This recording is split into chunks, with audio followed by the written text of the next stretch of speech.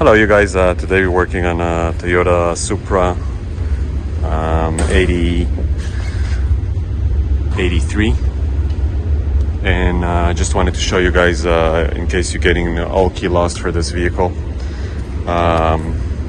So just like other Toyotas, if you take the door lock out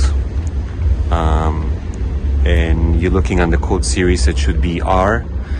And when we're looking right here, the code was presented to us right here. I'm trying to get a good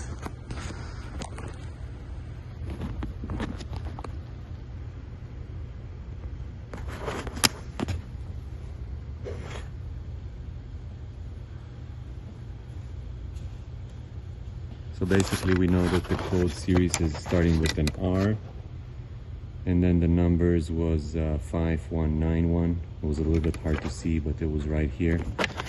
And we got a key, and it turns perfectly. So if you guys wondering how to do those Supras, as you can see, code is located on the passenger door and everything works perfect.